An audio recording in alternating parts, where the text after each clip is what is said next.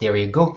Did you know that you and I do know much more than we actually need to move forward to achieve the goals we want? This is the message I'm going to bring on tonight. This is the first podcast that I will call Learn to Teach to Succeed, so that we can discuss different ideas about learning, different ideas about teaching, and success. We're going to do a quick check with the sound. Things are working. This is a one-man show at this time. So let's see. The purpose of this first podcast is the idea that I had at the beginning of the summer some goals. One of them was to create a podcast. Now, this is the end of August. I realized that I have only a few days left, so I had to take care of that. And I realized how important it is to review our goals. Too often, we are putting on a piece of paper or on our journal the goals we have for the day, the weeks, a quarter, or for the year.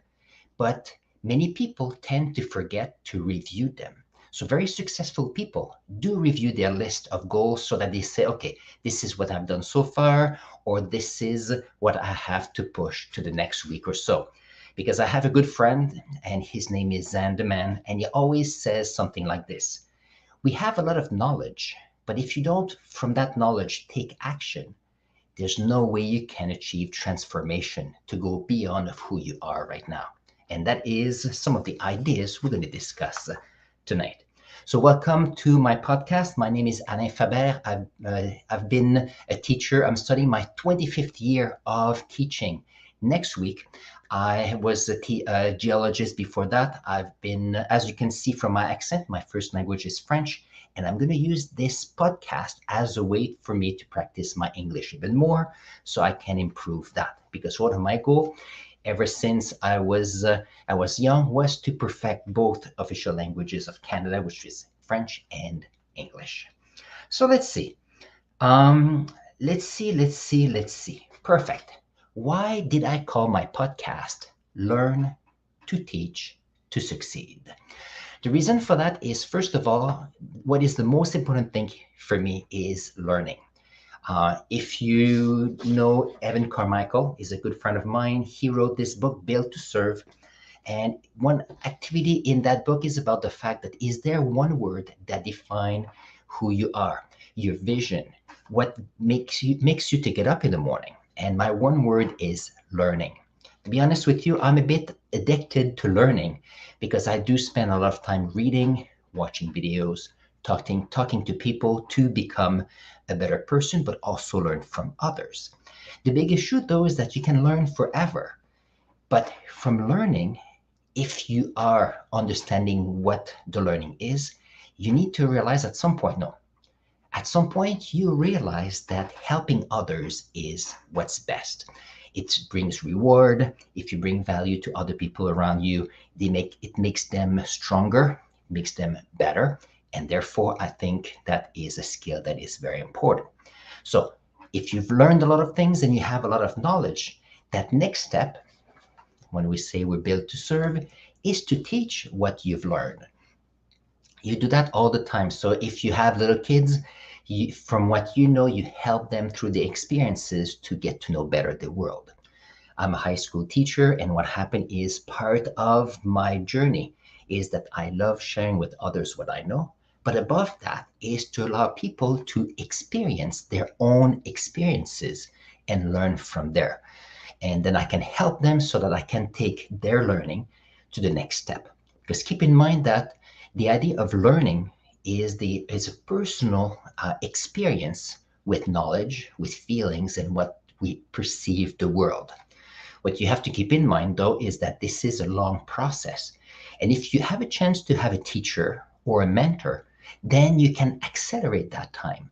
You can have a teacher or mentor take several years or decades of experience, condense it, and help you accelerate your learning.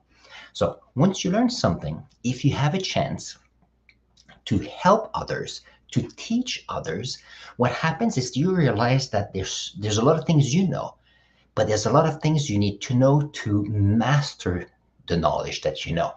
And teaching allows you to do that. So you don't have to be the best person about the topic before you can actually teach. You just have to be a little bit better of that person to know just a little bit better about that. For example, where I live, there are a couple tennis courts, and there are some people that are coaches that help others. But I do know that if someone knows tennis a little bit more than another, that's just enough to be able to teach a few things to help that person. And that is quite possible. To be honest, when I was younger, the way I learned to play tennis was to go into tennis tournaments. For many, many weeks, I was the last person on the roster because I was the worst tennis player. But as I went along, I had to learn quickly. Was I the best at the end of the summer? Far from that. But the learning curve was quite steep because of that. And the reason for that is if you are with people that know more than you can get better. If you know more than somebody else, the amazing thing is that it allows you to get even better. Because to be able to teach someone, you have to know a topic very well. And as I mentioned earlier, knowledge is amazing.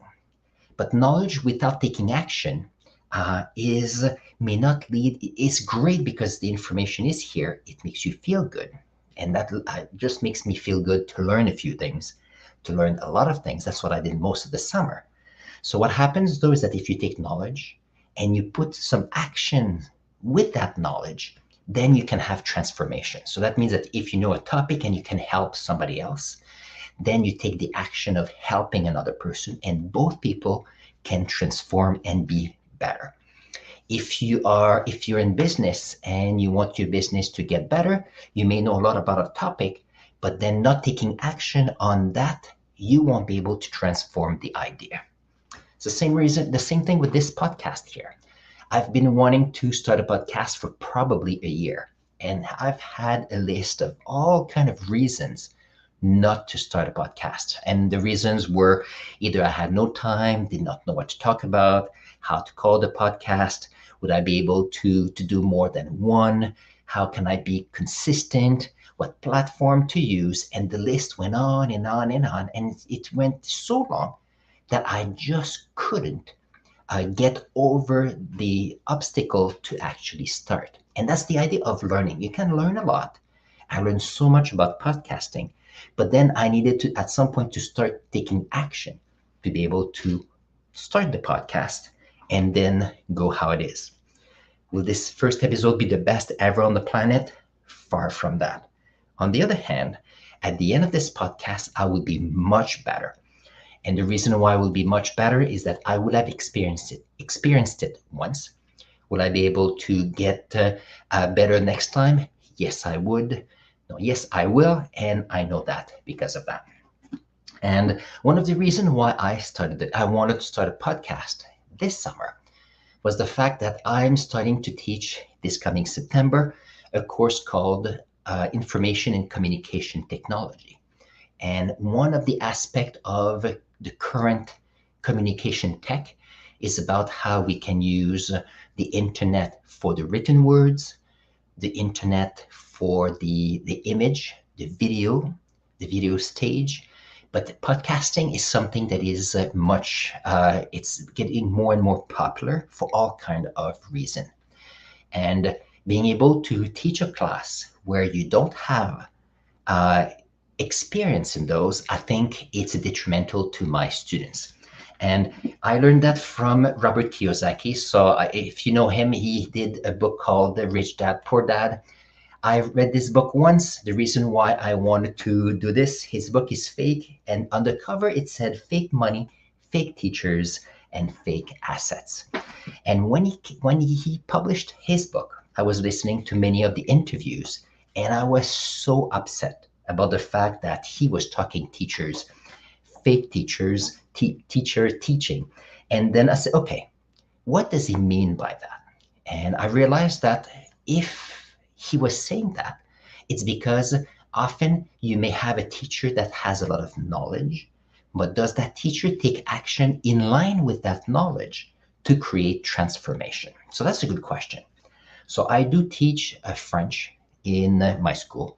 And I feel comfortable because I use French not only in my classes, but also in our work, in my surrounding, in my community, with my family, where I was born, And therefore, I use French. And therefore, when I teach it, I can give all kind of example of what I do outside of class with respect to the French language. I teach science in high school. Teaching science, it's great. I know a lot about science. But I was also a geologist, which means that many of the things I have to present in class, I have, let's see, if I don't have examples right now, I'll bring some for the next podcast. But if I talk to friends, I would bring examples of minerals, of rocks. I may talk about, to show pictures where I'm from, experience where I've been, so that people can have an idea where they can use the science we are doing. Am I the best teacher about that? Not at all. There's so many things I know, but there's so many things I need to know. However, I do think that I try to be the best advocate for the French language at my school, the best advocate for science in my school. And doing this podcast is my next thing, to be able to be a more advocate for the information communication technology. I'm going to put here in the comments below some of the projects I've been working on. So you are in this, in my YouTube channel where I'm putting content and I'm getting better at it. And the best reason for that is that I want to learn the tips and tricks so I can show my students. I also have a YouTube for my French science class where I just explain topics, answer questions for the French community related to science. And what else do I do? And I think that's all I can think of at this time. This podcast here on YouTube, I think is exciting. The second part I'm going to be working on is, will I be able to have this podcast on few platforms at the same time? And that is the plan for podcast 2. As you can see, this podcast will do a few things. We're going to share about learning, we're going to share about teaching, which is my profession, and we'll talk about success. Because keep in mind that knowing a lot of information, being able to teach a lot of the information, we need to be able to apply it to be able to succeed. And that is the main part here. As we go along, I'm going to be contacting some of my colleagues, some of my acquaintances, and a few other people that I want to interview, because I'm always interested to know what people are excited about learning, excited about teaching, but also in their life where they found success and applying what they've learned. All of this is part of what we are doing here. And that is the first part of the podcast today. The second part of the podcast today will be about what I've done this week to be ready for the first week of school as a teacher. Many times I don't share the information because it's part of the routine. I do it without thinking. But I realized that maybe some people would love to know more about that. And that's why I'm going to share some of my insight. And if you have any questions, don't hesitate to put the questions in the comments in the podcast. Or if you are watching or listening to this podcast later, don't hesitate to put your questions or clarification questions. I'm here for you. So in the last 3 days, I've been working on preparing my coming school year.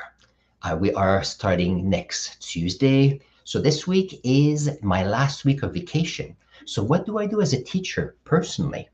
And I don't speak for all teachers, is that I always love to take 2 or 3 days to prepare for this coming school year. In high school here, we have semester, and let's see if I can share with you what I do.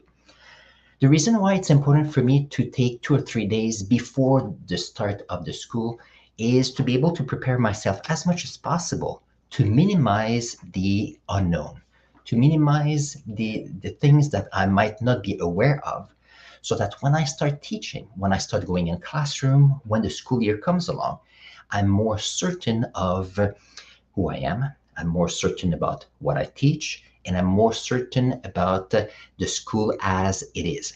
Because keep in mind that the first few days of schools are quite busy. So what I did on Monday was to turn on my computer, look at my emails, had about 300 of them. And some of them were redundant and so on. But it took me about 2 hours. I cleaned up my inbox, and guess what? Just that freed some some intellectual energy, because that allowed me to say, okay, I've looked at all the emails. I know what's happening at this time. Keep in mind that preparation allows you to be able to take the stressors and take them out of the equations. It's like a checklist. You have a checklist of things to do. If you check the boxes, you feel better. With respect to a project, if you are taking care of different aspects beforehand, if you prepare, it is so much easier and your stress level goes down. That is key. So after looking at my emails, the second thing I needed to do was to confirm the courses I was to teach this year. So sometimes it changes during the summer, being able to figure out, okay, these are the 3 courses I'm going to teach. So as I mentioned earlier, I'm going to teach one grade 9 science, which includes astronomy, electricity, some ecosystems, and chemistry. I think I have all of them. There you go. And the other class, and I have 2 classes of that, will be communication, let's see, information and communication technology in business. So once I know that, then I can look at the curriculum, because the government has a curriculum with what we're supposed to look into. So once I know my classes, I get the curriculum out, and then I take some time to read over all the overall expectations. And then I skim through all the different parts that needs to be done. Because once I do that, then that was on Monday, then I felt, okay, I know where I'm at, I know where I'm going. And then it takes care of another layer of stress that is possible for the first week of school. For example, if you are an elementary school teacher, what you will do is, once you know the grade you're teaching, then you're going to look at the curriculum and all the things you need to teach. Once you have a good idea of what you have to do, then you feel much more certain about what's the next step. So that was my second part. The third part was to look at my classroom, to organize it, to make sure that it works well. In elementary schools, we prepare our room, set up the desks, the bookshelves, the small library, and other parts to make sure that students are welcome. When I went to my classrooms, my science class was all set up. My other classes' desks were still in piles from the summer cleanup, and therefore I just arranged all the desks. Same time, it helped the custodian, and guess what? It is always good. I did a little help, and I'm sure that he was quite, let's see, I forget the word in English. He was just happy. I'm sure it will make him happy. There you go. Let's continue. And so knowing the classes, it puts a setting of what you need to do. So after that, what I needed to do was to look at my learning management system. So different schools, like my school here, we use a learning management system, and we don't, not to put all the information in all the videos, because for me, it feels like it's a lot of work. On the other hand, I always set it up so my students know exactly what are the expectations, what are the things we're going to look into, and I'm going to put all the links to presentations, videos, podcasts, documents that they will need. But it's important to set it up, because once it's set up, then you have your physical classrooms done, then you have your virtual classrooms done. So all of these is one stressor that you can set aside. And if you keep that in mind, it allows you to say, okay, I have taken care of my emails. I was able to look at what I was teaching. Now I have put together my classroom and my learning management system. Then the next thing is to prepare what I'm going to teach and in what way. It seems that the camera may not be may not be focused. Let's see if I can try something here. We'll see. It happens. Okay, so let's continue. So the last thing that I did on yesterday afternoon and today was to look at my calendar. The way the calendar works is the idea that, okay, I have 5 months with my students. I need to put aside my last 2 weeks so that they can do their final evaluation, final performance task. Then we have about 4 months in a bit where I need to outline how many units do I have? Do I have 4 units? Do I have 6 units? And then you can organize how the times is. We call it, it's like backward design. You're looking at what you have to do, you break it down in units, then you put it down in times in your calendar. And that is taking care of one of the worry I have.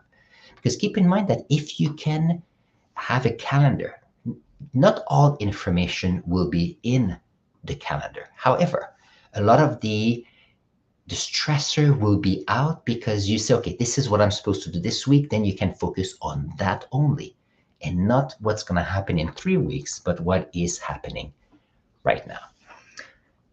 Good. So let's see. And that was the plan for yesterday and today. I was able to plan my first week. So at this time, I know exactly what I'm going to do next week, starting the first day all the way to Friday. I know the concepts. I know what part of the curriculum it is. There'll be the introductory time when I know what the students will do. I know what they can. I know what I need to do to make them feel welcome in the class. And by the time we get to Friday, we'll be well ahead the first unit. Some of you say, well, it is a lot of work for the first week, but think about it. If I decided on Tuesday morning to go there and say, okay, let's see if I can start teaching. I know some friends that they work on, they thrive in last minute planning. It's not the case for me. And therefore, if I can plan ahead, it takes away a lot of the layers of unknown that can be there. This is the way I do it. Maybe some of you may feel the same. Now, how can you apply that line of thinking in business, for example, or if you have a project to work on it? So let's see if I can look at the way to look at this. The first one would be looking at the communication. So in teaching, I looked at email. So if you're part of a project or a project manager, you will look at your emails or the communication that tells you exactly, okay, what is the project? Who are the people you are working with? And what are the outcomes? Communication is very important. That's what I've done with respect to to my classes. With the project, it's important. When you know what you have to do, you know some of the guidelines, then you can figure out, okay, what is the next step? Because once you know what the project is all about and you know the guidelines that you need to follow, or you need you know how much sales you have to achieve, then you can say, okay, you can go backward and say, okay, given the scope of my project, I need to set up all the steps, all the parts I need to make sure I achieve that. So if you take a civil engineer, for example, building a road or a bridge over a river for a highway, for example, you hire a firm. The engineer is most likely not their first bridge they're putting together. There's a team, there are veteran engineers or senior engineers, and they have a good understanding of what a bridge is all about. And it's important because they have a prior knowledge of what it is. And then if they're not quite sure, they can ask other people, but people have a good idea what is involved in putting a bridge together. And that's the same thing with a project. Either if you're in sales, in marketing, you have a physical product or a digital product, knowing what you have to do is very important. Otherwise, you may lose your focus. And then you say, okay, in teaching, we have the learning, we have our classroom or our learning management system. That means that for business, you may have your store, you may have your warehouse, you may have your website where things are put for people to go and get. So all of these are things that you need to put together. So not very far from here, there is a new ice cream parlor, and it's the same thing. It's part of a franchise, so a franchisee gets the franchise and has all the information they need to know, okay, this is what I'm supposed to do. We're selling ice cream. So it's not the time to sell tacos. Tacos are wonderful, but that franchisee knows exactly what they will focus on. And from there, you put a calendar. You put a calendar with which outcomes do you want to have by which time. So it could be a project that you have a timeline of 3 months to do, then you take care of it. Within 3 months, you take care of it. It may be also, if it is in sales, you may have what are your goals for the weekly sales, monthly sales, or quarterly sales, so that you have a good idea of what to do, so that you can readjust if needed. So all of these to say that often what we know is that everything more or less are interrelated.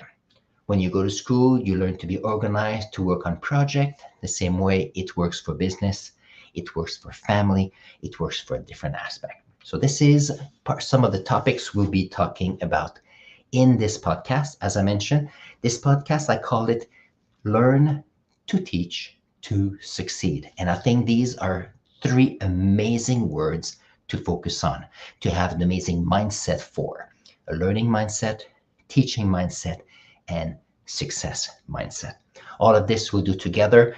Thank you very much for being there for this first podcast ever.